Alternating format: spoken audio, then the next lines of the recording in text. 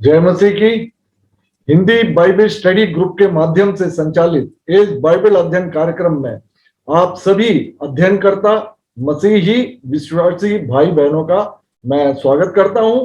मैं जबलपुर से Johnson Paul, biblical facilitator.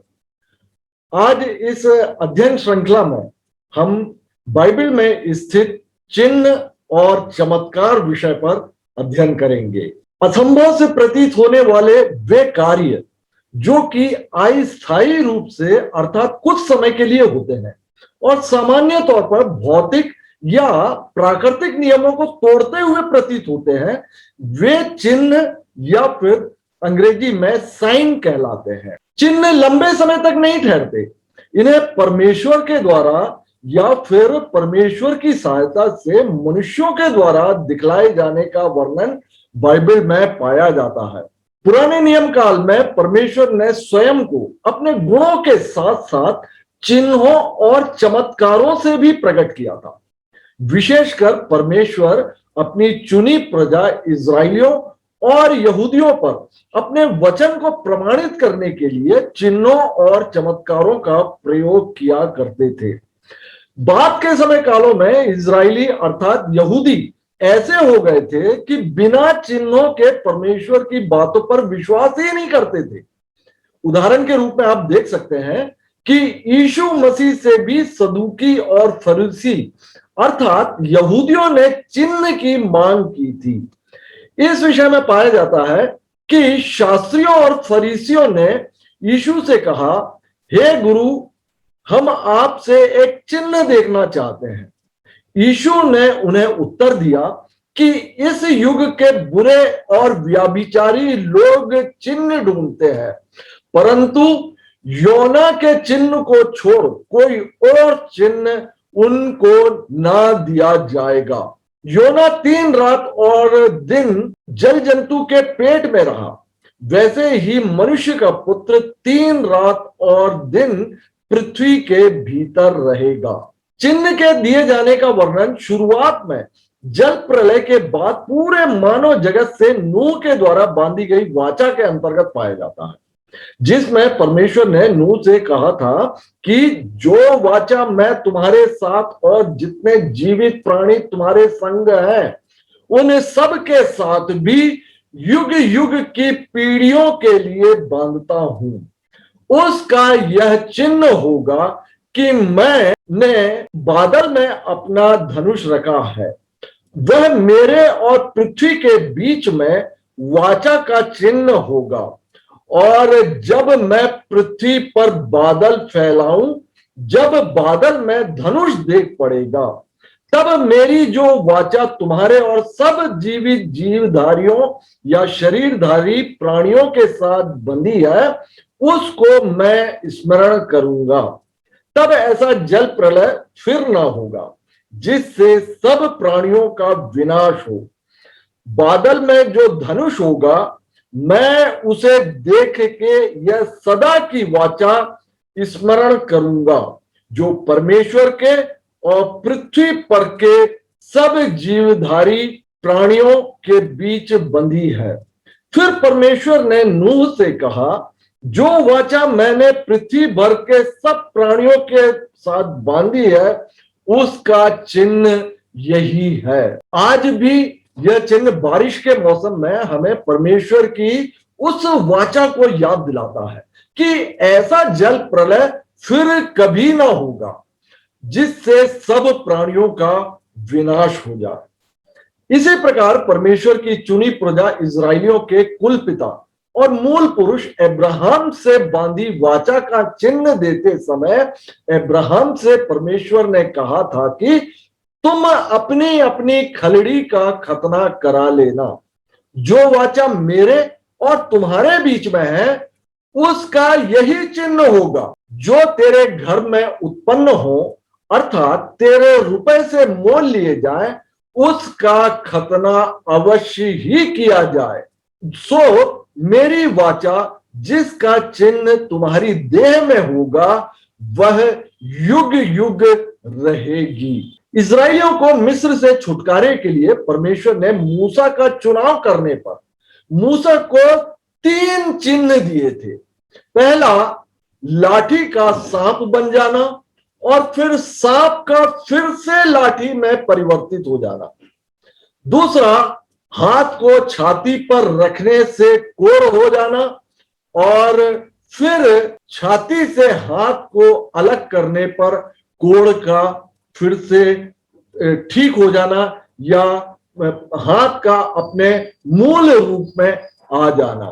तीसरे चिन्ह के विषय में परमेश्वर ने मूसा से कहा था कि यदि वे तेरी बात की प्रतीति ना करें और पहले चिन्ह को ना माने तो दूसरे चिन्ह की प्रतीति करेंगे, और यदि वे इन दोनों चिन्हों की प्रतीति ना करें और तेरी बात को ना माने, तब तू नील नदी से कुछ जल लेकर सूखी भूमि पर डालना, और जो जल तू नदी से निकालेगा वह सूखी भूमि पर लहू बन जाएगा।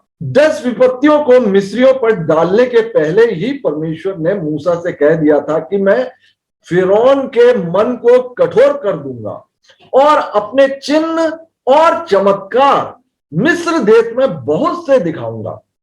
मूसा के विषय में बाइबल बतलाती है कि मूसा के तुल्य इज़राइल में ऐसा कोई नबी नहीं उठा जिससे परमेश्वर ने आमने सामने बात की, और उसको परमेश्वर ने फिरौन और उसके सब कर्मचारियों के सामने और उसके सारे देश में सब चिन्ह और चमत्कार करने को भेजा था, और उसने सारे इज़राइलियों की दृष्टि में बलवंत हाथ और बड़े भय के काम कर दिखाए। विश्राम दिन भी परमेश्वर ने अपनी चुनी प्रजा को चिन्ह के रूप में देते हुए कहा था कि इज़राइली विश्राम दिन को माना करें, वरन पीढ़ी पीढ़ी में उसको सदा की वाचा का विषय जानकर माना करें। वह मेरे और इज़राइलियों के बीच सदा एक चिन्ह रहेगा, क्योंकि 6 दिन में यहोवा ने आकाश और पृथ्वी को बनाया और 7वें दिन विश्राम करके अपना जी ठंडा किया। इसके अलावा परमेश्वर ने इज़राइलियों के शत्रु मिद्यानियों के नाश के लिए गिदोन के चुनाव के अवसर पर भूमि सूखी रहने और ऊन का गीला होने और दूसरी बार ऊन का सूखा रहने और भूमि के गीले होने का चिन्ह दिया था। नबी शमूएल के समय काल में महायाजक एली के दोनों पुत्रों द्वारा दुष्टता किए जाने पर एली के वंशजों के पूरी तरह नष्ट किए जाने के बारे में परमेश्वर ने महायाजक एली को अपनी बात को प्रमाणित करने के विषय में चिन्ह देते हुए यह कहा था कि मैं तेरे कुल के सब किसी से तो अपनी वेदी की सेवा ना छीनूंगा, परंतु तो भी तेरी आंखें देखती रह जाएंगी और तेरा मन शोकित होगा और तेरे घर की बढ़ती सब अपनी पूरी जवानी ही में मर मिटेंगे, और मेरी इस बात का चिन्ह वह विपत्ति होगी जो होपनी और पीनहास नाम तेरे दोनों पुत्रों पर पड़ेगी, अर्थात वे दोनों के द्वारा एक ही दिन में मर जाएंगे। इस प्रकार हम देखते हैं कि पुराना नियम काल में परमेश्वर चिन्हों को प्रदान करके अपने वचनों को प्रमाणित करते रहे हैं। जब शाऊल अपने पिता के गदहियों को ढूंढने गया था, तब रास्ते में ही नबी शमूएल ने शाऊल को इज़राइल राष्ट्र का पहला राजा होने के लिए अभिषेक किया था, और तब नबी शमूएल ने यह कहकर शाऊल के लिए एक चिन्ह ठहराया था कि आज जब तू मेरे पास से चला जाएगा, तब राहेल की कब्र के पास जो बिन्यामीन के देश के सिवाने पर सेलसह में है, 2 जन तुझे मिलेंगे और कहेंगे कि जिन गदहियों को तू ढूंढने गया था वे मिल गए हैं, और सुन, तेरा पिता गदहियों की चिंता छोड़कर तुम्हारे कारण कुढ़ता हुआ कहता है, कि मैं अपने पुत्र के लिए क्या करूं। फिर वहां से आगे बढ़कर जब तू ताबोर के बांज वृक्ष के पास पहुंचेगा, तब वहां 3 जन परमेश्वर के पास बेतेल को जाते हुए तुझे मिलेंगे, जिनमें से एक तो बकरी के 3 बच्चे और दूसरा 3 रोटी और तीसरा एक कुप्पी दाख मधु लिए हुए होगा। और वे तेरा कुशल पूछेंगे और तुझे 2 रोटी देंगे, तो उन्हें उनके हाथ में से ले लेना। तब तू परमेश्वर के पहाड़ पर पहुंचेगा जहां फलिस्तियों की चौकी है, और जब तू वहां नगर में प्रवेश करे, तब नबियों का एक दल ऊंचे स्थान से उतरता हुए तुझे मिलेगा, और उनके आगे सितार, डफ, बांसुली और वीणा होंगे, और वे नबूवत करते होंगे। तब परमेश्वर का आत्मा तुझ पर बल से उतरेगा और तू उनके साथ होकर नबूवत करने लगेगा, और तू परिवर्तित होकर और ही मनुष्य हो जाएगा।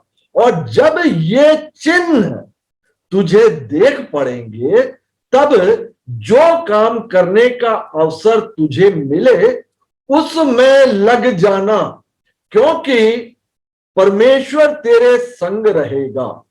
जो ही उसने शमूएल के पास से जाने की पीठ फेरी, तो ही परमेश्वर ने उसके मन को परिवर्तन किया, और वे सब चिन्ह उसी दिन प्रकट हुए। जब यहूदा राष्ट्र का राजा हिजकिय्याह मरने पर था और उसके प्रार्थना के प्रति उत्तर में नबी यशायाह द्वारा उसकी चंगाई के विषय में परमेश्वर का वचन सुनाया गया, तब हिजकिय्याह ने यशायाह से पूछा, यहोवा जो मुझे चंगा करेगा और मैं परसों यहोवा के भवन को जा सकूंगा, इसका क्या चिन्ह होगा? यशायाह ने कहा, यहोवा जो अपने कहे हुए वचन को पूरा करेगा, इस बात का यहोवा की ओर से तेरे लिए यह चिन्ह होगा कि धूप घड़ी की छाया 10 अंश आगे बढ़ जाएगी या 10 अंश घट जाएगी। हिजकिय्याह ने कहा, छाया का 10 अंश आगे बढ़ना तो हल्की बात है, इसीलिए ऐसा हो कि छाया 10 अंश पीछे लौट जाए। तब यशायाह भविष्यद्वक्ता ने यहोवा को पुकारा, और आहाज की धूप घड़ी की छाया 10 अंश जो कि ढल चुकी थी, यहोवा ने उसको पीछे की ओर लौटा दिया। दानियल ने भी चिन्ह के विषय में कहा था कि मुझे यह अच्छा लगा कि परम प्रधान परमेश्वर ने मुझे जो जो चिन्ह और चमत्कार दिखाए हैं उनको प्रकट करूं। उसके दिखाए हुए चिन्ह क्या ही बड़े और उसके चमत्कारों में क्या ही बड़ी शक्ति प्रकट होती है। इनमें राजा नबूकदनेस्सर द्वारा देखे गए स्वप्नों का अर्थ बतलाना भी रहा है। पुराने नियम में पाए जाने वाले सभी चिन्हों में सबसे मुख्य चिन्ह मसीहा के आगमन के विषय में परमेश्वर ने दाऊद वंश से यहूदा के राजा आहाज से कहा था कि प्रभु आप ही तुमको एक चिन्ह देगा। सुनो, एक कुंवारी गर्भवती होगी और वह पुत्र जनेगी और उसका नाम इमैनुएल रखेगी। और इस चिन्ह का यीशु मसीह के रूप में माता मरियम के गर्भ से जन्म के विषय में हम सभी परिचित हैं। नया नियम पुस्तक भी यीशु मसीह और उनके प्रेरितों और चेले द्वारा दिखाए गए चिन्हों और चमत्कारों से भरे पड़े हैं। इसका उद्देश्य सुसमाचार पर विश्वास करना रहा है। यीशु मसीह ने अपना पहला चिन्ह पानी को दाखरस बनाकर काना नगर में दिखलाया था। यीशु ने गलील के काना में अपना यह पहला चिन्ह दिखाकर अपनी महिमा प्रकट की और उसके चेलों ने उस पर विश्वास किया। अपने मिनिस्ट्री के दौरान यीशु मसीह चिन्हों के द्वारा स्वयं को परमेश्वर द्वारा भेजा हुआ प्रदर्शित करते रहे हैं। यीशु ने उनके सामने इतने चिन्ह दिखाए तो भी उन्होंने उन पर विश्वास ना किया। पवित्र आत्मा के अवतरण के समय पतरस ने अपने भाषण में कहा था कि हे इस्राएलियों, ये बातें सुनो कि यीशु नासरी एक मनुष्य था जिसका परमेश्वर की ओर से होने का प्रमाण उन सामर्थ के कामों और आश्चर्य के कामों और चिन्हों से प्रकट है जो परमेश्वर ने तुम्हारे बीच उसके द्वारा करके दिखलाए, जिसे तुम आप ही जानते हो। यीशु मसीह के द्वितीय आगमन के चिन्ह के विषय में स्वयं यीशु मसीह ने बतलाया था कि मनुष्य के पुत्र का चिन्ह आकाश में दिखाई देगा और तब पृथ्वी के सब कुलों के लोग छाती पीटेंगे और मनुष्य के पुत्र को बड़ी सामर्थ और ऐश्वर्य के साथ बादलों पर आते देखेंगे। यीशु मसीह के स्वर्गारोहण के बाद यीशु मसीह के प्रेरितों के हाथों से बहुत चिन्ह और अद्भुत काम लोगों के बीच में दिखाए जाते थे। जब पतरस ने एक जन्म के लंगड़े को चंगा किया था, तब यहूदी मंदिर के अधिकारी और सदूकियों ने यह विचार किया कि हम इन मनुष्यों के साथ क्या करें, अर्थात यीशु मसीह के प्रेरित और चेलों के साथ क्या करें, क्योंकि यरूशलेम के सब रहने वालों पर प्रकट है कि इनके द्वारा एक प्रसिद्ध चिन्ह दिखाया गया है और हम उसका इनकार नहीं कर सकते। और फिर उनके पास से छूट कर अपने साथियों के साथ पतरस और यूहन्ना ने प्रार्थना किया था कि अब हे प्रभु, उनकी धमकियों को देख, अर्थात फरीसी और सदूकी जिन्होंने चेलों और प्रेरितों को धमकाया था कि अब से यीशु के नाम से यह कार्य ना किए जाए। अब हे प्रभु, उनकी धमकियों को देख और अपने दासों को यह वरदान दे कि तेरा वचन बड़े हियाव से सुनाए और चंगा करने के लिए तू अपना हाथ बढ़ा कि चिन्ह और अद्भुत काम तेरे पवित्र सेवक यीशु के नाम से किए जाएं। बहुत से अद्भुत काम और चिन्ह प्रेरितों के द्वारा प्रकट होते थे। स्तिफनुस के पथरवाह करके मार डालने की वजह भी यही थी कि जिसके विषय में पाया जाता है कि प्रचार के दौरान स्तिफनुस अनुग्रह और सामर्थ्य में परिपूर्ण होकर लोगों में बड़े बड़े अद्भुत काम और चिन्ह दिखाया करता था।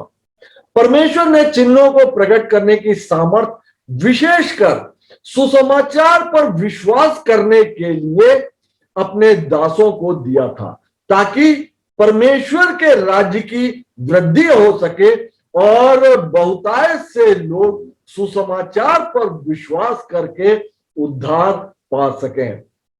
प्रेरित पौलुस अपने प्रचार के विषय में बतलाते हुए कहते हैं कि मसीह ने अन्य जातियों की अधीनता के लिए वचन और कर्म और चिन्हों और अद्भुत कामों की सामर्थ्य से और पवित्र आत्मा की सामर्थ्य से मेरे ही द्वारा किए, यहां तक कि मैंने यरूशलेम से लेके चारों ओर इल्लुरिकुस तक मसीह के सुसमाचार का पूरा पूरा प्रचार किया।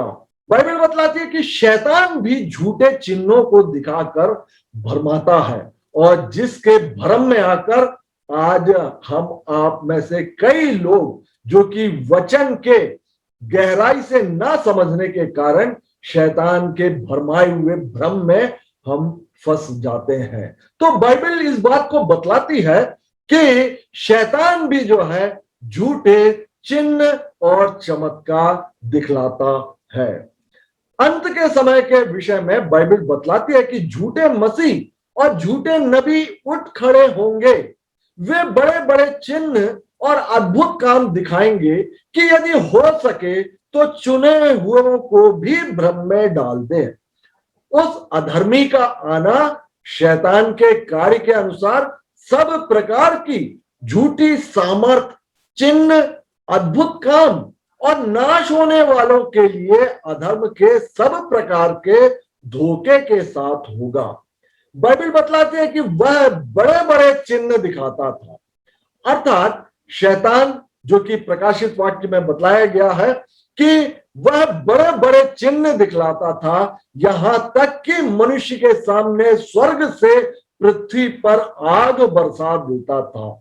उन चिन्हों के कारण जिसे उस पशु के सामने दिखाने का अधिकार उसे दिया गया था, वह पृथ्वी के रहने वालों को भरमाता था। वह पशु अर्थात एंटी क्राइस्ट और उसके साथ वह झूठा नबी पकड़ा गया। उसने उसके सामने चिन्ह दिखाए थे जिनके द्वारा उसने उन लोगों को भरमाया था जिन्होंने उस पशु की छाप ली थी। बाइबल बतलाती है कि दुष्टात्माएं भी चिन्ह दिखाती है। बाइबल शैतान के विषय में बतलाती है कि वह आज्ञा न मानने वालों में कार्य करता है। शैतान में सत्य नहीं, वह झूठ का पिता है। शैतान धोखा देता है, पाखंडी है, वो झूठे नबियों के द्वारा भविष्यवाणी करवाता है और सुसमाचार को रोकता है और चुने हुए को भी भ्रष्ट करता है।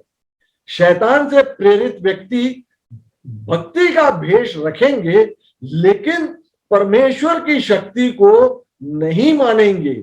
और बाइबल बतलाती है कि शैतान झूठी और पाखंडपूर्ण शिक्षा के द्वारा झूठे धर्म को प्रस्तुत करने में मसीही विधियों का वो प्रयोग करता है।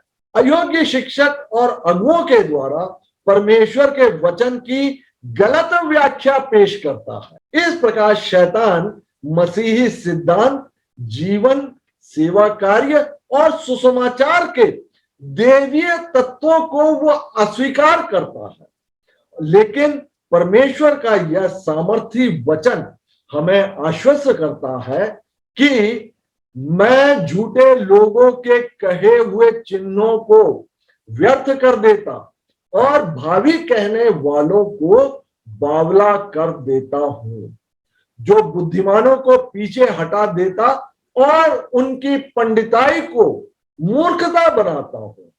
तो इस वचन से हम बहुत आश्वस्त होते हैं कि हमारे आसपास जो शैतान के द्वारा जो चिन्ह और चमत्कार दिखलाए जाते हैं उनका प्रभाव हम पर नहीं पड़ेगा। और बाइबल बतलाती है कि इज़राइल पर कोई मंत्र भी नहीं चलेगा। इसलिए आज हमें चिन्हों और चमत्कारों पर विश्वास नहीं करना है, बल्कि वचन और सुसमाचार पर विश्वास करना है ताकि हम धोखा ना खाएं। आज मसीही जगत में भी बहुत से झूठे नबी और झूठे भविष्यवक्ता उठ खड़े हुए हैं और वे चिन्हों को दिखाकर भरमाने का कार्य भी कर रहे हैं। हमें वचन का सही ज्ञान ना होने पर हम उन झूठे चिन्हों और चमत्कारों को, जो कि सच्चा प्रतीत होते हैं पर वे सच्चे हैं नहीं, उन पर हम सरलता से विश्वास कर लेते हैं। इसलिए बाइबल बतलाती है कि हर एक आत्मा की प्रतीति ना करो, वरन आत्माओं को परखो कि वे परमेश्वर की ओर से हैं कि नहीं, क्योंकि बहुत से झूठे भविष्यवक्ता जगत में निकल खड़े हुए हैं।